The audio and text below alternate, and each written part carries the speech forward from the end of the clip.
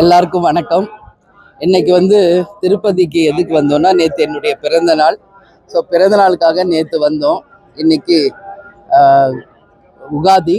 அதனால இன்னைக்கு பெருமாளை தரிசிச்சுட்டு வேண்டிக்கிட்டு எல்லாரும் நல்லா இருக்கணும், அதான் மெயின். லோக சேமமாக இருக்கணும், எல்லாரும் நல்லா இருக்கணும் அப்படின்னு வேண்டிட்டு வந்திருக்கோம். நிச்சயமாக இந்த ஆண்டு ஒரு மகத்தான வெற்றி பெற்று எல்லோருக்கும் நல்லது நிச்சயம் நாங்கள் செய்வோம் அப்படின்றத சொல்கிறேன்.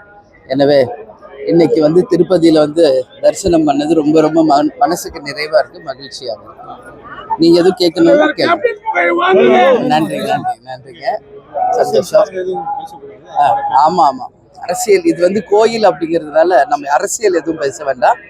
எல்லாருக்குமே வருஷ பருப்பு வாழ்த்துக்கள் உங்கள் எல்லாருக்குமே. அதனால இன்னைக்கு பெருமாளை சேவிக்க வந்துடும். எல்லாருமே நல்லா இருக்கணும், இந்த லோகமே நல்லா இருக்கணும், எல்லா மக்களும் நல்லா இருக்கணும், அதான் மெயின் பிரார்த்தனை. உங்க எல்லாரையும் சந்திச்சதுல ரொம்ப மகிழ்ச்சி. நன்றி, வணக்கம்.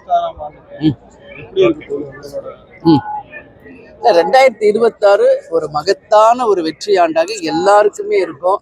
இன்னைக்கு வருஷ பருப்பு உங்க எல்லாரையும் சந்திச்சிருக்கேன். இந்த ஆண்டு எல்லாருக்குமே ஒரு வெற்றி வருஷமாக இருந்து அனைவருக்கும் நல்லது நடக்கின்ற ஒரு ஆண்டா இருக்கும். ஏன்னா இப்போ நான் தமிழ்நாடு, நாங்க இது ஆந்திரா, எல்லா மக்களும் இந்த லோகத்துல இருக்கிற எல்லாருமே நல்லா இருக்கணும்ன்றதான் என் மெயின் பிரார்த்தனை.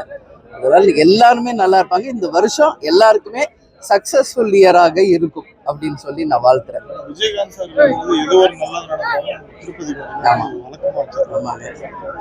ஆமா, இன்னைக்கு கேப்டன் எப்பவுமே திருப்பதிக்கு வருவாரு, உங்க எல்லாருக்கும் தெரியும். கேப்டன் எங்கேயும் போல எங்க கூட தான் இருக்காரு, நம்ம கூட தான் இருக்காரு. அதனால அவர் எப்பவுமே அவரோட பிளெஸிங்ல தான் நாங்க ஒரு ஸ்டெப் வைக்கிறோம். எப்பவுமே எந்த ஒரு விஷயம் துவங்குவதாக இருக்கட்டும், வெற்றி பெற்ற பிறகும் நம்ம திருப்பதிக்கு வருவோம். அந்த வகையில இந்த வாட்டி தேர்தலை சந்திப்பதற்கு முன் பெருமாளை தரிசிச்சுட்டு போறோம். மகத்தான வெற்றி பெற்று மீண்டும் வருவோம்.